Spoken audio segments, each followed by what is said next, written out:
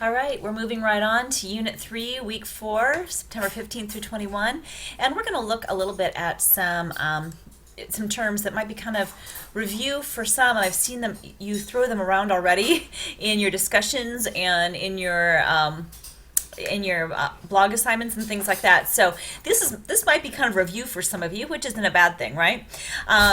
Really excited to get in and respond to your work. I have a whole list of things yet that I need to go in and grade, but I have looked at the discussion boards and looking forward to looking at your blogs and wikis and so forth.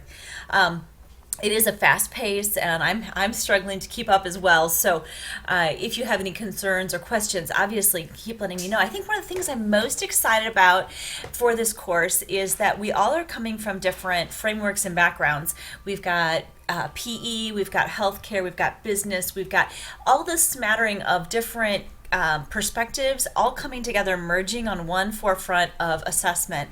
And what I'm hearing in all of your discussions is a very serious look at really making an effective assessment. And I'm hearing things like ongoing, individualized learning, what data we really looking for effectiveness, not just effectiveness of the student learning, but if the tool itself and the teaching itself was effective. These are great things to consider as we look at assessments online. It is hard sometimes to conceptualize what it will look like online or in the blended classroom.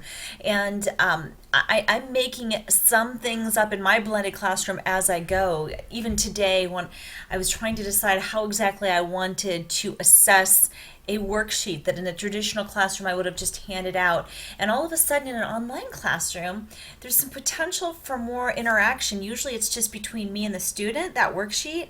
But it's a tool that I think really, when we meet again as a class, this is a college class that I'm teaching, that I'd like them to use the discussion board option. At first I was just using it as a place to throw the assessment, and now I'm thinking best practice would say they need more perspectives than mine, and it takes me out of that sage on the stage role that I'm trying to move away from anyway.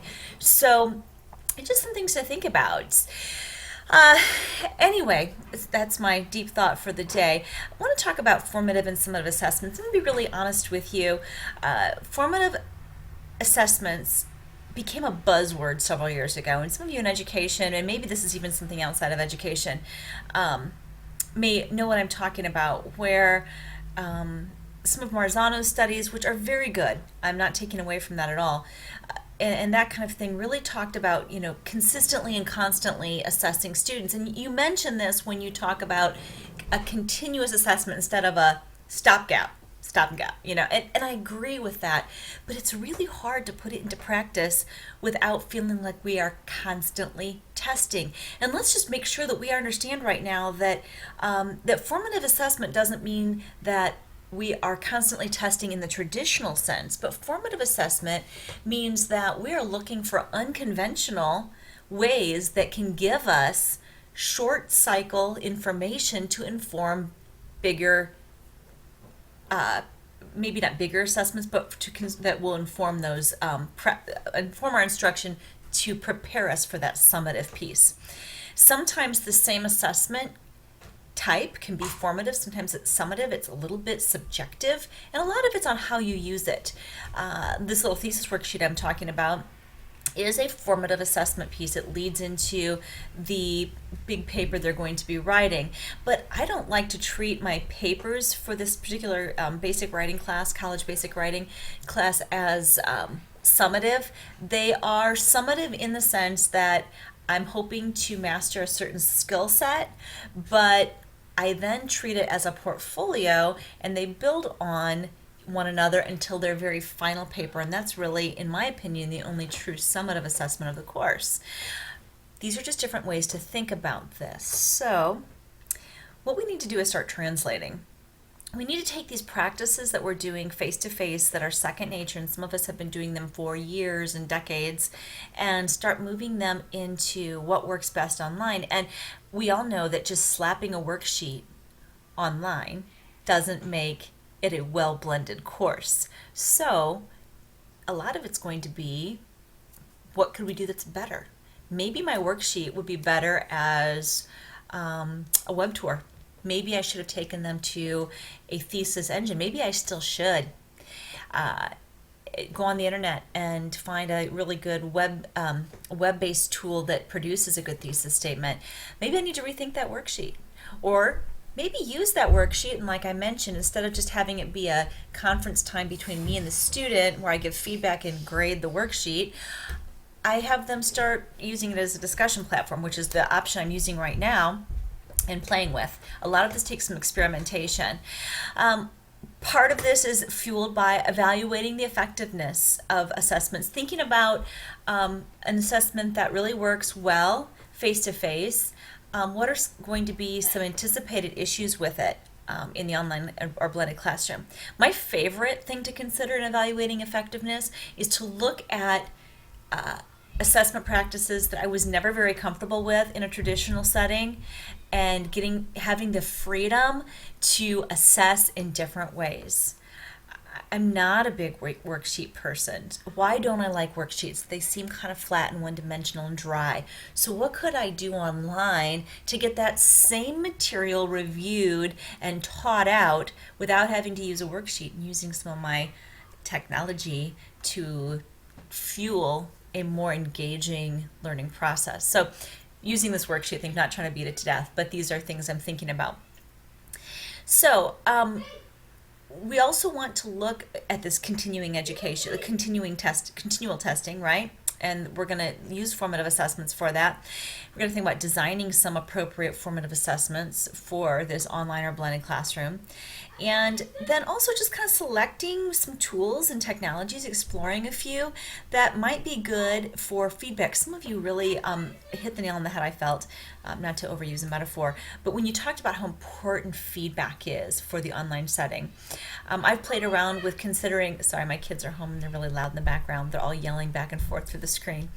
I've considered using VoiceThread for a feedback tool. I have not activated that plan, but I've always thought it'd be interesting to use an audio conversation type of tool.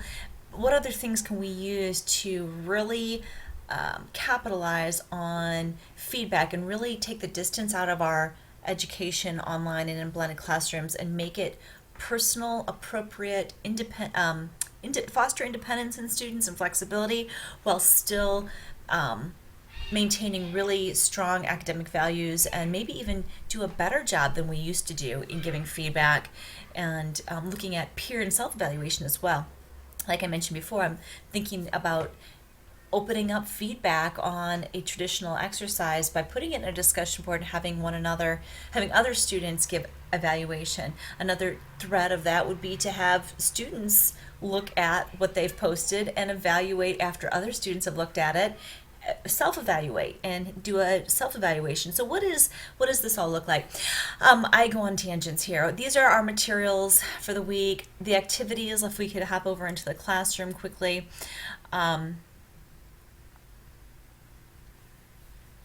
It always looks different when I try to do it quickly. There we go, learning units. Same kind of schedule as usual, okay? I made have, yeah, okay, it's week 4, unit 3. Sorry, second guessing myself on the fly here. 4 basic activities. The first one is going to be a discussion board forum, when and why to choose formative and summative assessment, trying to think through that. And I already mentioned that there's kind of a gray area there, but thinking about it more deliberately and intentionally, and why we're using it and when, and just making ourselves more aware. I believe that for years I used formative assessments and didn't even realize it. One of the formative assessments I miss the most in an online class, when it's a purely online class, is the nonverbal head shake. But I've also noticed by going back into a classroom, and I'm doing my blended class right now, that those head shakes can be deceiving. A student can do this all day long, and it's not necessarily a watertight solution to know if a student's tracking with me or not. So there's some interesting discussions I'm sure that will happen there. We're going to make a student guide blog. I'm going to look at that activity for just a second, because that might be a little bit less intuitive. We're going to reply to students. We're going to try to get these first two activities done by Wednesday, Thursday-ish, and then we'll do our replies on our wikis Thursday, Friday, Saturday, Sunday.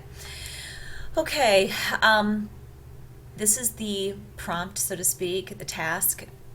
We're going to try to integrate 3 new technology tools for assessment into our course. One at the beginning of the term or unit, one in the middle, and one at the end. Your job is to create a quick guide for your students, explaining each tool, when and why it will be used, and how to access it. Your guide can be in any format you would like. It can be a document, it can be a screencast, it can be whatever you want. This is where we're going to document, before you begin your blog entry, document your tool on the Google Doc that's linked here. And basically what we're trying to do is start creating some resource guides so that when we actually do, part of the challenge of teaching online is getting students up to pace with the tools. Even my college students, I mean, I had to walk and handhold through using a discussion board for many of them. And many of you are saying, I'm not far removed from that, and I get that, because it wasn't this many years ago that I wouldn't have known where to begin on this. So this is choosing 3 tools and mastering them, or maybe ones you already use, and showing students how to use them. So for example, if I, for a formative assessment, want to use video, I might give instructions for my students on how to use Animoto or Screencast-O-Matic, and one of my formative assessments might be to actually have students try to capture students' learning by having them do a video project instead of a PowerPoint or something like that. Okay. And when I say new technology tools, I'm using that loosely. Maybe there's something that is not new but might be new to others, or new-ish. Okay, don't feel like you have to invent wheels here. But this is also a chance to explore and teach yourself new things. Okay, the next item then is the feedback.